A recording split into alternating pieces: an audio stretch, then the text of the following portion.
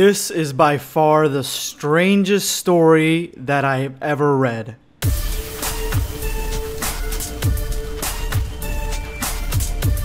Prepare yourself, Dan Saiyan.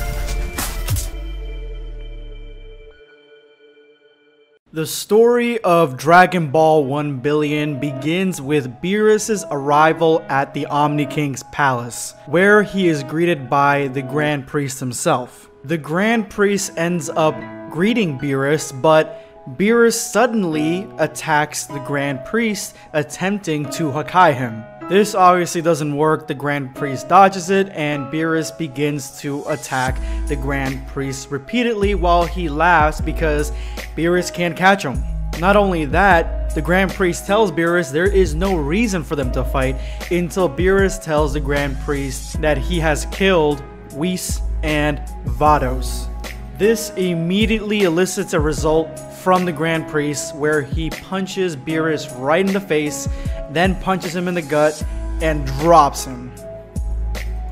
Beerus is down for the count, and the Grand Priest is wondering why he cannot feel the existence of both Whis and Vados, but he's thinking maybe he's a little bit too far from them to really locate their energy signature, but just then Beerus Yamchas the Grand Priest. So at this point now I'm thinking, is the Grand Priest just being extremely Goku-like and putting his guard down when he's around an opponent that's not completely defeated? And when he puts his guard down, does that make him vulnerable to attacks from God of Destruction level creatures? There's gotta be a reason for how Beerus could damage somebody that is only second to the King of All. That's when Beerus tells the Grand Priest that the attack that he hit him with is going to kill him slowly, and his plan is to overthrow the King of All and take the place of the new Omni King. So with only a limited amount of time to live, the Grand Priest asks Beerus how he did it. How did he kill Whis and Vados and basically get the jump on the Grand Priest? Beerus answers simply, the Dragon Balls. Now we get to my favorite panel in this Dragon Ball fan manga because I love the way that Super Shenron is drawn in this panel. I just don't know why. I like the way he's drawn. He's got a lot of detail. I love the way his face looks. It just looks like the artist had a lot of fun creating Super Shenron. So Beerus gathered the Super Dragon Balls and made a wish, but what did he wish for? Well, it's quite simple. He wished that God and angel powers do not affect him at all. And once the dragon granted his wish, he destroyed the Super Dragon Balls, and that's where Champa and Vados catch up with him. Now they're both wondering why Beerus is there and why he destroyed the Super Dragon Balls, but Vados realizes there's something off about Beerus, and he warns Champa right before Beerus attacks him, and then without warning, Beerus completely destroys him, similar to how Vegeta destroyed one of Babidi's henchmen just in one huge blast. He did it so effortlessly because Champa never believed that Beerus was capable of killing him, so he was completely with his guard dropped. He thought that Beerus was attacking him because, you know, they always fight. So with Champa dead, Beerus attacks Vados and pulverizes her, and she is just completely shocked as to how Beerus is damaging her. She tries to blast Beerus away, but Beerus repels it right back at her, but at the last moment, Whis is there to block the blast. Now this part's funny. Vados warns Whis that Beerus killed Champa, and Whis doesn't believe it. Like, in this fan manga, you can completely tell the arrogance of angels. They just think that they're so highborn, so powerful that nothing can be brought to their level, and I like that this manga really focuses on that. So with hearing this, Whis tries to knock out Beerus, and this actually was pretty funny too. I actually chuckled a little bit. He tries to knock him out similar to how he does in the anime, but it does not work, and Beerus just punches Whis in the face. And I just love Whis' reaction, like the look on his face in shock, similar to Vados. I think it's hilarious.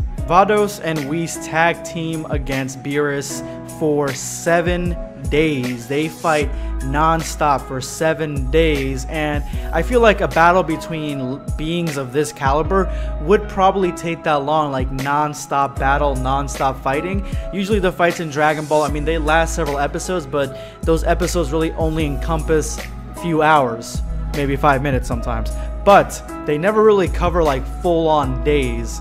So it really gives you a sense of how powerful these beings are, and Beerus says the reason that it took this long is because even though they couldn't hurt him, Whis and Vados' abilities were strange and foreign, and they were basically kind of like biding time, keeping Beerus busy.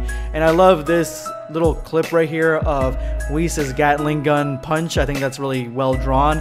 This manga is just a treasure. I think this is just a treasure. So they think they have Beerus down again, but nope, he gets right back up and cuts them both in half, seemingly killing them, but that doesn't seem to be the case because they actually clasp onto Beerus' legs, attempting to suicide themselves, and they end up doing it, but the angel magic still does not work on Beerus. At the end of this, the Grand Priest ends up dying, and he warns Beerus that the King of All, the Omni King, should not be messed with. He is on a completely different power tier than anybody, and that Beerus is going to lose. And Beerus does not even think about it. He's not listening, and he actually ends up blowing up the Grand Priest's whole house, trying to elicit him to come outside. Remember, Beerus still has to deal with the bodyguards of the Grand Priest, so that's probably going to be in the next chapter, and then he's going to face off against this king. Now, I'm hoping that they tell us exactly what made Beerus, a slacker, kind of turn against his own kind, essentially, and be as ambitious enough to try to take the throne of the King of Existence. So this is a Thai Dragon Ball fan manga, so it took a while to translate, and that's all thanks to the Dragon Ball fan manga Discord. The translators on there worked tirelessly to get this fan manga in English, and as you guys can tell, this was probably hand drawn, the entire thing, and this just shows that as long as the story is compelling, as long as you can tell what's going on with the art, and the artwork actually represents Dragon Ball faithfully with a Dragon Ball style or aesthetic, it definitely has the capabilities of becoming a really fun, a really cool Dragon Ball fan manga. Not all Dragon Ball fan manga need to look professional and slick. Some of them can look like somebody just drew them by hand and still deliver an amazing story and a really fun scenario. And I think that this Dragon Ball fan manga nailed all those aspects completely. Everybody has what it takes to do their own fan manga, do their own comic book, do their own story. And this Dragon Ball 1 Billion is a testament to that. This is going to be Blackscape signing off. Take care, guys.